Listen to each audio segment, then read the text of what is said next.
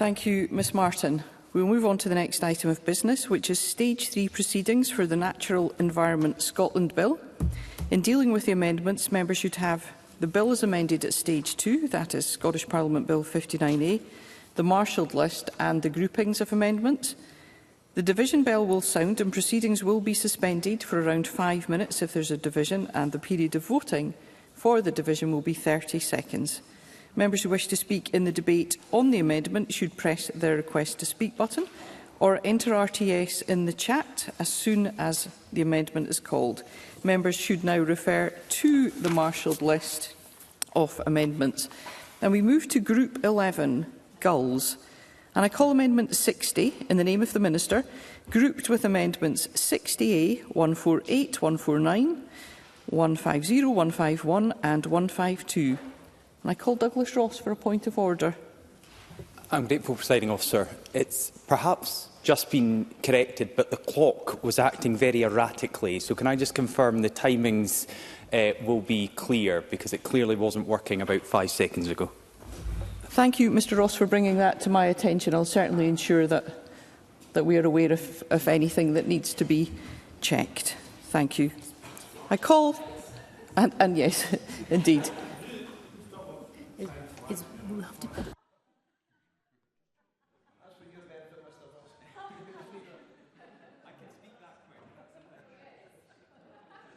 Putting it to the right time. Thank you.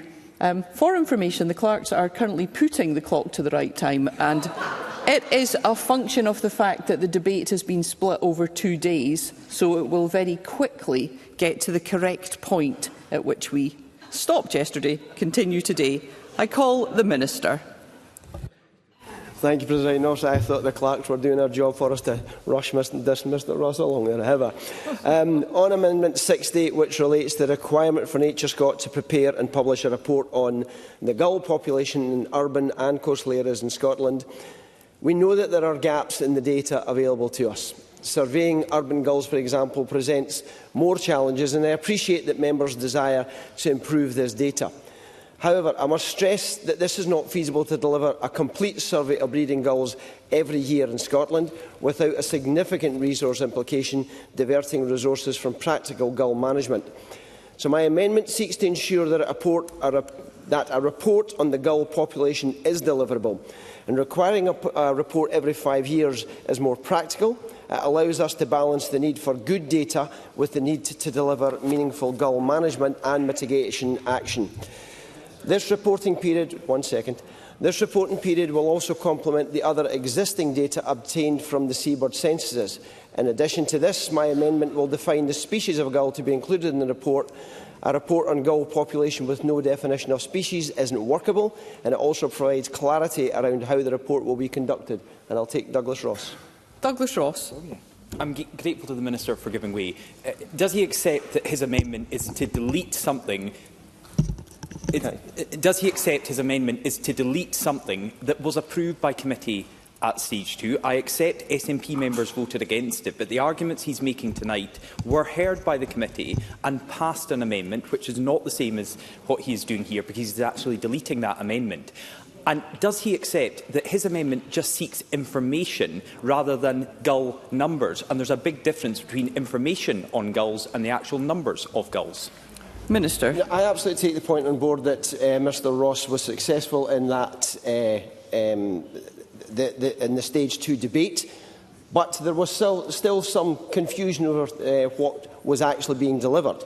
So what we could have done was try to knock this amendment out completely and just completely dismiss people's views. We didn't do that. What I did was I said we need to find a way to try to meet the aspirations of Mr Ross and also make sure it was a workable solution, which is why I brought this amendment forward.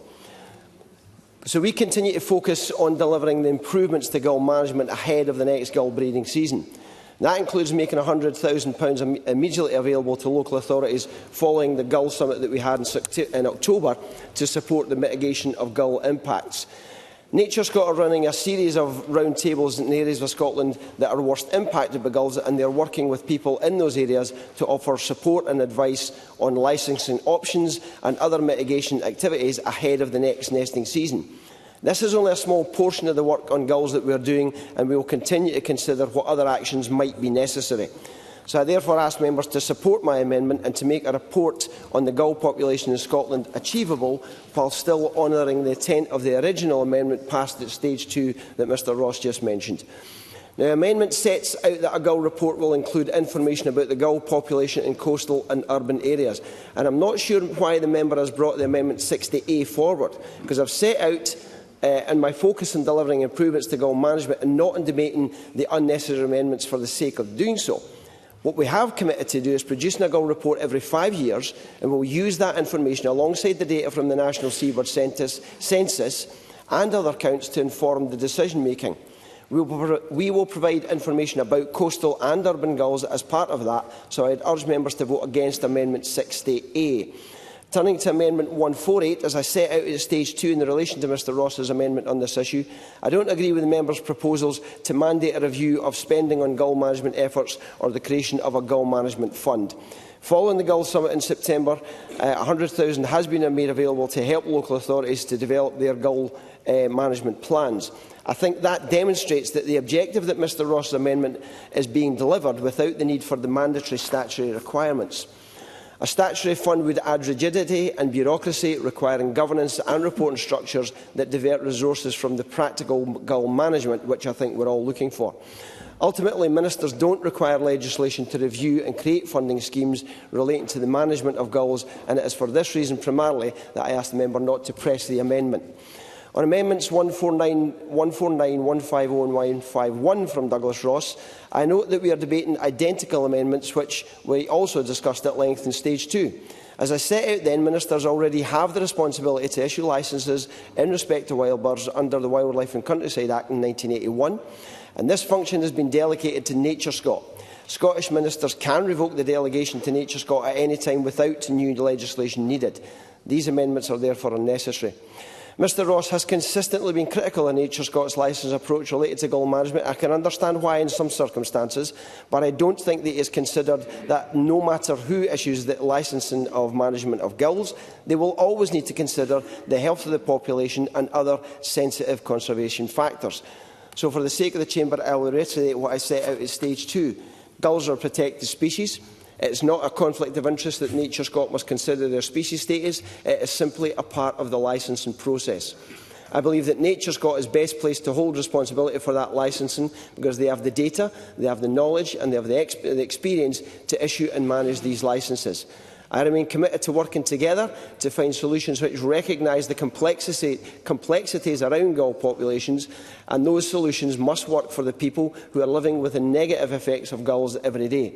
So regardless, the amendments brought today are unnecessary and they could undermine the clarity and operational effectiveness, so I therefore urge members to oppose Amendments 149, 150 and 151. And finally, on Amendment 152, that's from Rachel Hammond. As I set out to a similar amendment at stage 2, I appreciate the member's intention to improve transparency around the gull licensing, but I can't support this amendment. It's not clear in the timeframes or producing a report or how often it should be produced. From the outset, legislation is not required to achieve the objectives of the amendment. NatureScot already collects and publishes gull licensing data, including the number of licences issued, the permitted numbers and the return of data for lethal control of adults and chicks. This information is already publicly available, albeit currently integrated within the wider annual licensing dataset. Furthermore, the definition of a gull, as currently drafted, lacks clarity, is too broad, and it doesn't work for the intended purpose of this amendment. So for these reasons, I can't support Amendment 263, and I therefore ask the member not to press. Thank you. Thank you, Minister. I call Douglas Ross to move Amendment 60A and speak to all amendments in the group. Thank you very much, Presiding Officer, and I move Amendment 60A in my name. I am going to speak at length on these amendments because I'm glad we're getting the Chamber back to issues that are within the devolved competency of this Parliament. And I want to start with the Minister's Amendment 60 because I made the point yesterday to the Cabinet Secretary for Net Zero and Climate Change, who complained that issues that had been decided at committee were now brought back at stage 3. Well, here we have an issue that was decided at committee that the government lost. the Government did not gain enough support at the Rural Affairs and Islands Committee to vote, I will give way in a moment, to vote this down, and it passed. And it passed because there was clearly interest across the political spectrum. Indeed, the only party opposing this were the SNP. We had support for my amendment at stage 2 from the RSPB. The RSPB, who were urging members of the committee to support it because they agreed that we need this data. We need reliable data and up-to-date information. And I am bitterly disappointed that rather than respecting that decision, the Government are trying to override that in the Chamber at stage 3, rather than working with the amendment that was passed at the committee. I'll give way to the Minister. Minister. So there's a couple of points there. The first one is that the committee was split. It was very evenly split, and I think the vote was actually won on the deciding factor of the convener. I could be wrong on that, but I think that was the case. However, if the position of the member is that he wants to get reliable data in order to be able to give us the kind of information that we need to put proper gull licences in place, a 5-year structure with named species is exactly how to do it. The proposal that was brought forward by Mr Ross is simply unworkable. Douglas Ross. Well, if I take both those points, first of all, as the convener of a committee, if I use my casting vote in favour of an amendment, that is still the committee's view. Now, there might be those on the committee that disagree with it, but if it's a Conservative convener, a Labour convener, an SNP convener, a Green convener, their casting vote in favour of an amendment means the committee is in favour. And I'm sorry, if SNP members don't like that, they don't tend to dissent from that when it's their own conveners who are using their casting votes in favour. Can I finish your first intervention before I take a second one, Minister?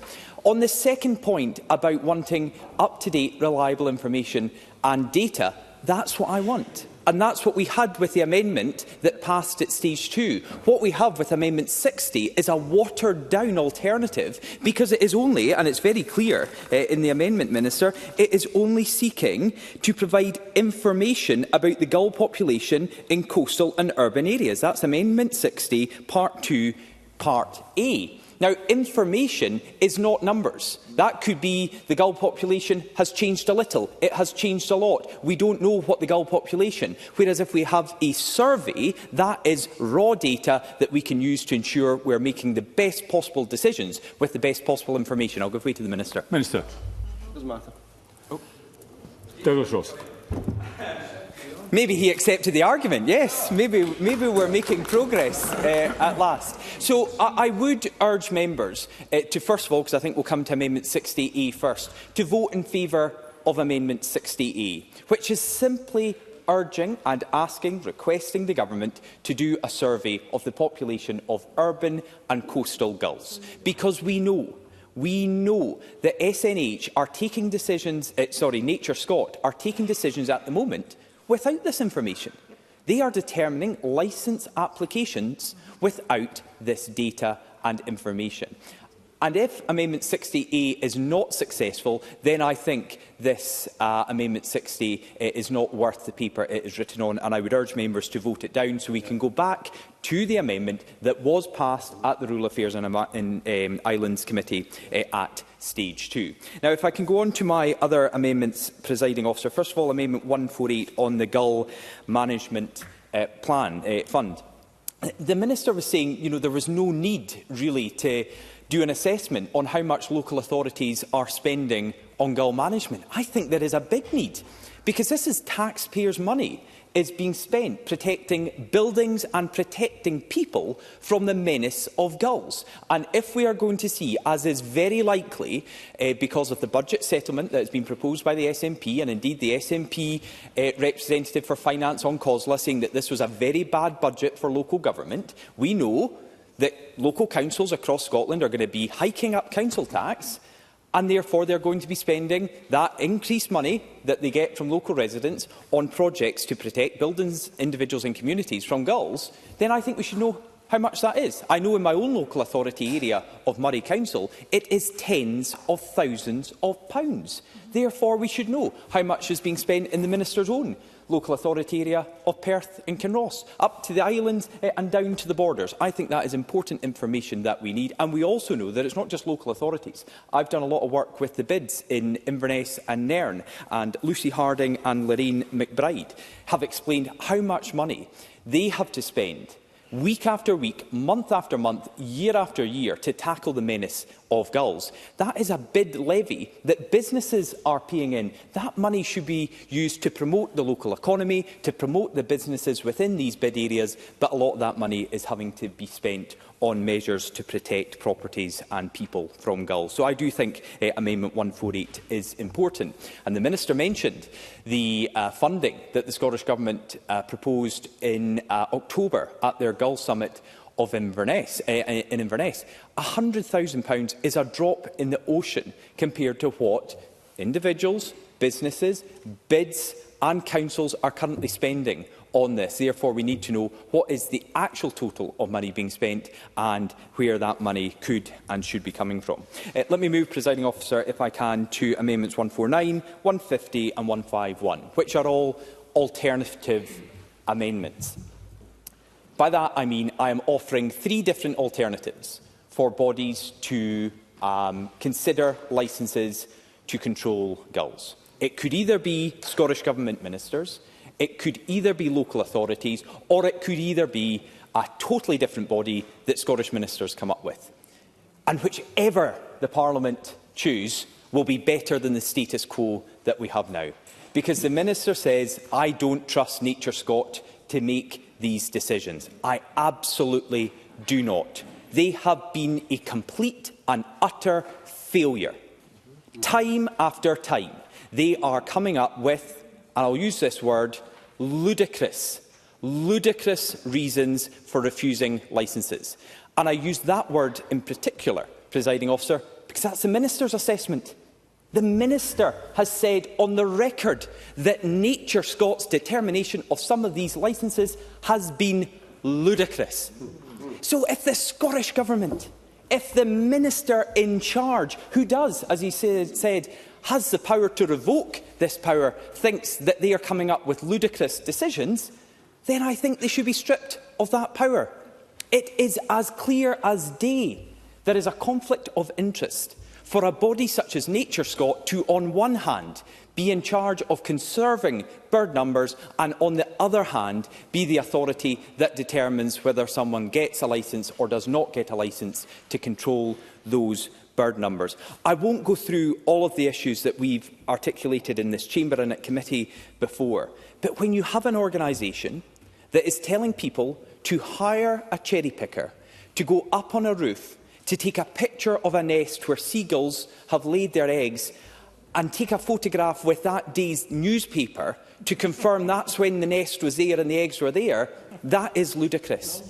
When you have a summit hosted at Nature Scot's headquarters where they advise people, I won't do the actions, I'll keep my hands in, where they advise people to walk down the street waving their arms to deter the gulls, or to draw googly eyes on pizza boxes, that is a body that no longer deserves the trust and respect to enforce these licences and to apply the licences. So I do believe it's important, and I know time is wearing on, I do believe it is important that they are finally stripped of their power to issue these licences. They are coming up with ludicrous solutions to an important issue. They don't deserve that power, and if we approve any of the amendments from 149 to 151, they will be stripped of that power and others will be encouraged to do a far better job. Thank you, Presiding Officer.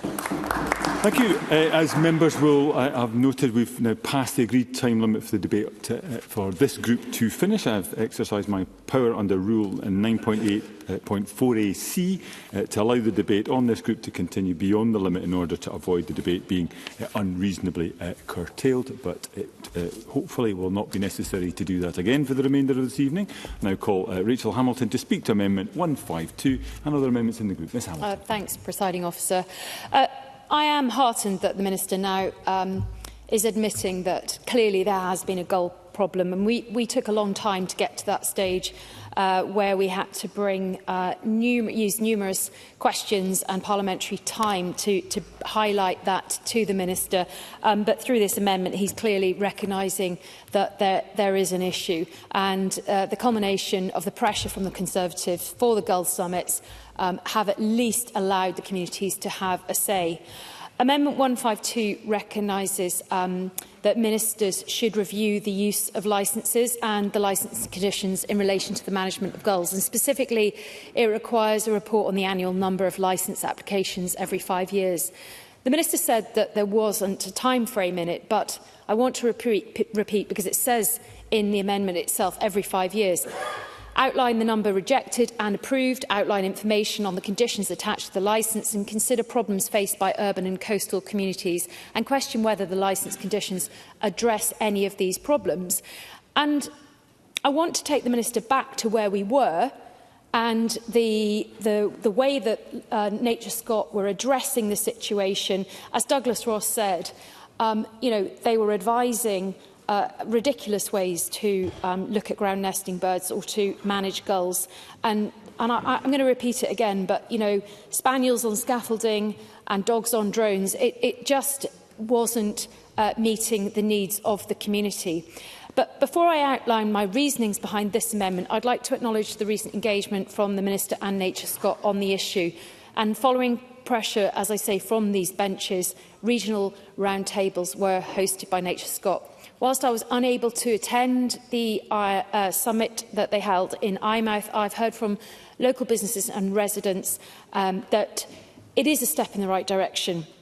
And they noted that it is critical that the actions are discussed and followed up pre-season every year. And despite acknowledging that aggressive gulls are a health and safety issue, which also took us a long time to convince the Minister that it was, Nature Scott's licensing process remains bureaucratic and inconsistent. And I totally agree with my colleague Douglas Ross that Nature Scott should be stripped of these powers because there is a conflict of interest. And in 2024, I just want to take the Minister back to Nature Scott issuing just 505 licences for gull control, compared to over 2,000 in the previous year. And furthermore, in 2024, only 1 licence was issued in the borders, compared to 10 in the previous year. Communities need practical solutions to this issue. My amendments provide clarity by reviewing the licensing process to ensure that it is suitable and accessible. And finally, Presiding Officer, I just want to say that I do think it's very unfair that the Minister made a comment about my colleague Finlay Carson, who, yes, he is a Scottish Conservative. I'm proud of what he does in the Rural Affairs Committee. He has the casting vote. That is how it works. Just because he's a Scottish Conservative doesn't mean to say that that vote wasn't valid. In any other committee, that vote would have been entirely valid, especially if Jim Fairley had commented on it being an SNP convener. Thank you. Thank you. Now call brief contributions, first from Edward Mountain, then from Christine Graham. Mr Mountain. Thank you very much, Presiding Officer. I'd like to keep this short, but I'd like to point out some of the contradictions within the Minister's amendment and speak to Douglas's amendments 149, 150 and 151. Now, the Minister will know that the Wildlife and Countryside Act, as amended, that's the 1981 Act, gave in section 16(1) the right to apply for licences to carry out activities that not normally would be allowed. And the power to issue those licences was conferred on Scottish Natural Heritage or Nature Scott under the Wildlife and Natural Environment Act 2011. Now, I have first-hand experience, Presiding Officer, of applying for licences. And when you apply for licences, SNH or Nature Scott are quite clear. In the case for sawbill ducks, if they're doing it on, if they're being licence being applied to control those, counts have to be carried out twice a year with the information submitted to SNH, and then that is looked at over the whole catchment to see whether a licence should be issued. That is why the amendment in the name of Jim Fairley, Presiding Officer, Amendment 60, just reporting on population numbers, proves that there is an inadequacy. SNH are asking for full detailed counts. The Minister seems to think that they can just do whatever they like by just producing a report. Now, actually applying for licences is really difficult. I remember an incident where a lady was cycling down a hill every day to get to work and was attacked by a buzzard. First of all, it destroyed her cycling helmet, and she was advised to do another route, which there wasn't another route. And the final advice from Scottish Natural Heritage, who refused to give a licence, was to cycle down the hill with an umbrella so that she would be protected from the buzzard. Now, to me, Minister, that is the inadequacies of Scottish Natural Heritage. If that had been a human attacking her and causing the injuries that have been carried out, they would have been removed from that scenario and probably put in prison. But for the buzzard, it seemed to be fine because SNH didn't want to issue a licence to control it. Therefore, I would support Douglas Ross's amendments 149, 150 and 151. I don't really care where the licensing goes to, but all I know is the licensing authority in Nature Scott is dysfunctional, and I'll leave it at that, Presiding Officer. Thank you. I now call Christine Graham. Thank you very much, Deputy Presiding Officer. Gull Management Fund. 3 words I've waited years to cross my lips. Gull Management Fund. Now, I'm just looking at 148, and I know that my colleague Douglas Ross is keen on accuracy in this chamber, so all I'm asking, some very simple questions, perhaps in the summing up. Section 1, undertake an analysis of the total annual spend, cost. Section 2, subsection 3, establish a fund to be known as the Gull Management Fund to be sufficient for local authorities to mitigate the impact of gulls in local area. How much? Responding to the consequences of gulls in the local area, how much? Then we go to the section 5, subsection 5, an annual review of the operation use of the Gull Management Fund, and subsection 6, undertake, and they may require to be an increase in funding. Now, I know 100,000 isn't enough, because the members already said that. So, my question is this, and I'm happy to take an intervention, that in the financial memorandum that accompanies this, it's important, it fixes, it suits what's going to be done in this bill. It's critical. It's public money. I don't know the impact that this would have on the financial memorandum. Now, take it a step further. Had the member brought this as a member's bill, it's quite a good idea for a member's bill, but it's too late for Mr Ross, but say he'd brought it as that, he would have been required to have had a financial memorandum to accompany that bill.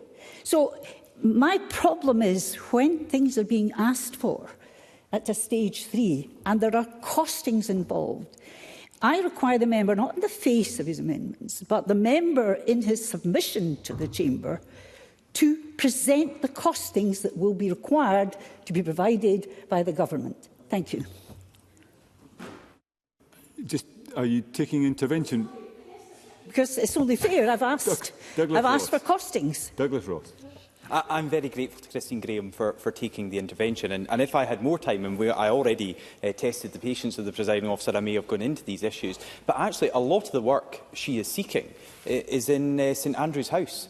Because I only came forward with my idea of a gull management fund when Jim Fairley put out a press release in October as he was driving up the A9 to go to Nature Scott's headquarters in Inverness to say that he was putting forward £100,000. Now, I know no minister would ever treat £100,000 of taxpayers' money without all of the knowledge, all of the information, knowing exactly what that money was for, where it was coming from, how he came up with £100,000, not £200,000, £500,000. So maybe my fault is I trust SNP ministers more than Christine Graham. Christine Graham, if you could... A valiant attempt at deflecting the question I raised, but not clever enough, because I know that you're very pernickety, and that's a good thing. Through but the chair. I know the member... As pernickety as I may be, could you do it through the chair? Yes, I apologise. Deputy Presiding Officer, we all know that Mr Ross is very pernickety, and that's a good thing in a legislator. So when you're pernickety, you should have been, the member should have been able to come up with approximate figures. And can I also add, this will be a recurring cost, not a one-off fund, but a recurring cost. So with When you're coming, the member is coming to the chamber. He has had time since stage 2, because I know he's a clever man, he would anticipate this question, in coming up with some kind of estimates of the cost in the financial memorandum, as would have been required had he brought this as a member's bill. Thank you. Thank you, Ms Graham. I now invite the Minister, Jim Fairley, to wind up Amendment 60. Minister. I'll wind up very quickly, Presiding Officer. To come back to Rachel Hamilton's point, she's absolutely correct. Of course the vote was valid. That was passed at stage 2. But that is not unusual for an imprecise amendment to have passed at stage 2 to not then need amended at stage 3, and that's exactly what there's done. I'm delighted that she went to the she couldn't attend the IMouth Summit, but what that demonstrated, the IMouth Summit, was the fact that that £100,000 that's been mentioned by Mr Ross is actually being used for the very thing that we said it would be used. As far as the passing at stage 2, yeah, we've dealt with that. Mr Ross is now talking about the fact that he wants to have the Gull Fund, and that I was very interested in the discussion between himself and Christine Graham. We had an estimate done on what it would cost to do Mr Ross's survey. It's £2.8 million a year, every year, because it was imprecise. It didn't discuss what the details were. So £2.8 million on top of the Gull Fund that Mr Ross wants us to create. For those reasons, Presiding Officer, for those reasons, that's why I think we'll go with... I'll go with... Douglas Ross, briefly. Because, perhaps more than anything to help his colleagues behind him, can he outline that £2.8 million cost of surveying gulls? That's what he's saying. So where does that figure come from? What is the breakdown? Because if we are using figures in this chamber, they must be robust. And I know when the SNP are put in charge of things, it costs a lot. But £3 million to count the gulls, I think that's a bit of a stretch. Minister. I think what that demonstrates is that Douglas Ross doesn't understand the complexity of what he's trying to deal with here, because what we've actually got is a whole range of species. Probably half of them he doesn't understand what they are in the first place. So I will move my amendment. I'll ask members to reject Mr Ross's and Ms Hamilton's. Thank you, Douglas Ross. To wind up, press to withdraw Amendment 60, Mr Ross. Thank you very much. It's easy to wind up Jim Fairley, but I have to say, I think someone's wound him up by saying, Minister, use this £2.8 million figure in the chamber, and as Christine Graham is very right to say, if you are given a figure like that, you're going to get a question. So I'll ask again, Minister, to update Parliament. Tell us the breakdown of that figure. Where are the costs to this government that allows them to say to legislators in this chamber that it would cost almost £3 million a year to count the gulls? I'll give way to the Minister. Minister. It's an estimate put together for the Scottish Government, by the people who would be actually charged with carrying out the survey. So therefore, I'll take those figures as being correct at this moment in time. Mr Ross, you can't take an intervention and then shout over. I apologise, Presiding Officer. So we've got to the bottom of it. One, it's an estimate, and honestly, I think it's actually quite brave of the Minister's officials to put this in his box note and just see if he reads it out, and it turns out he does. But he's actually coming here trying to convince members not to vote for something because of a £2.8 million cost that he says is only an estimate, and then he gives the game away. Who comes up with the estimate? It's Nature Scott, the ones that are against all of these amendments. I'll give way to Christine Graham in a moment. Nature Scott, the body who we should be stripping of these responsibilities, think maybe if we put a big price tag on it, the Minister will be gullible enough to read it out in the chamber, and MSPs will vote accordingly. I'll give way to the Minister after I give way to Christine Graham. Christine Graham.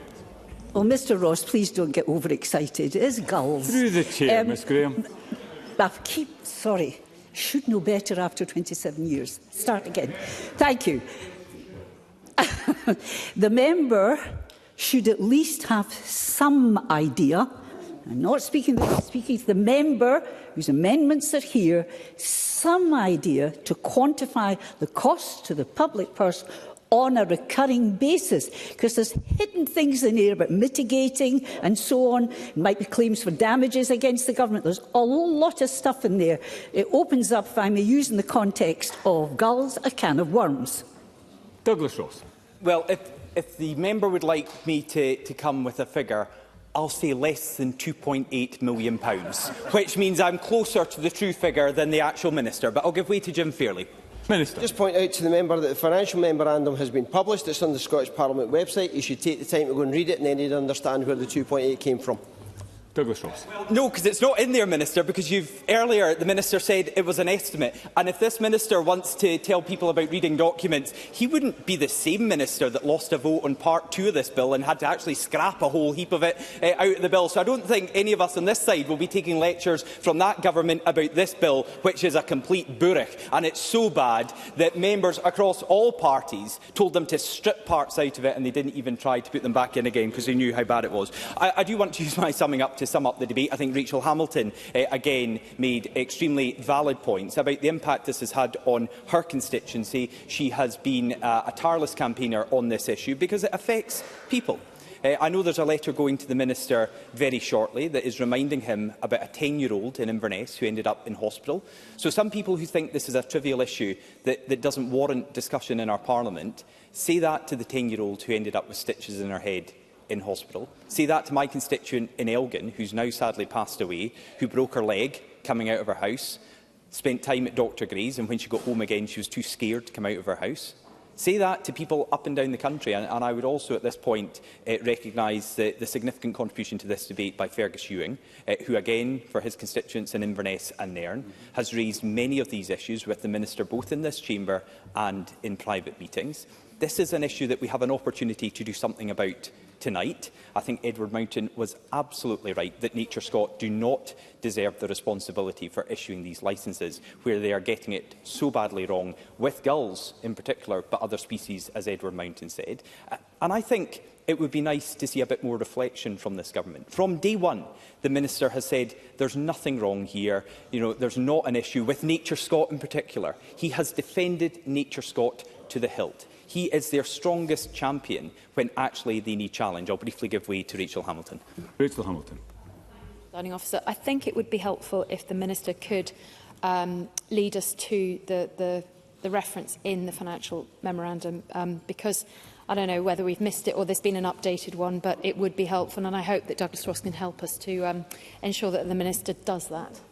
Douglas Ross. I just assumed the Minister didn't quite understand, because it wouldn't be in a financial memorandum if it's not passed yet. It's still an amendment to the bill. So if there is a cost to it, it can't be in the financial memorandum because it's not actually passed yet. So I just thought that was another thing they'd maybe shoved in his box to see if he read it out, and he did. What I think we've got is a Minister who is unwilling to accept the challenge on this issue, who thinks if he repeatedly comes up with spurious counterclaims, then suddenly people will go away. This issue is not going away. We are coming up to the breeding season again in April, and many of the promises made at the Gull Summit, I understand there were promises made there. Of course, many of us were locked out of the room, but many of the promises made at the Gull Summit in Inverness have not come to fruition. And we're going to go through another breeding season where these gulls are going to attack more people. They're going to put more 10-year-olds in hospital. They're going to see more elderly, frail people fall down and break their bones, ending up in hospital as well. And I just think when we have an opportunity with the Natural Environment Bill that we have in front of us today, we can actually do something. This won't solve all of the problems, and as Christine Graham has said, there are other issues that we can look at in mitigation. But I think the biggest thing we can do today is, one, get that survey of gulls, which is an issue that was supported by the RSPB, that was backed by, was not opposed by any other party except the SNP when it came to committee. And then we can support amendments 148, 149, 150 and 151. The last three strip the powers to grant licences from Nature Scot, who are a body that are seemingly unaccountable because we have a Minister unwilling to challenge them. They do not deserve that very important role. They are not carrying out that role in an effective way, and it should be passed to others. So I urge members to support the motions in my name, including 60A, which I so move. And press. Thank you. Question is that Amendment 60A be agreed to. Are we all agreed? Parliament is not agreed, as this is the first division today on this stage. I will suspend proceedings for around 5 minutes to allow members to access the digital voting system.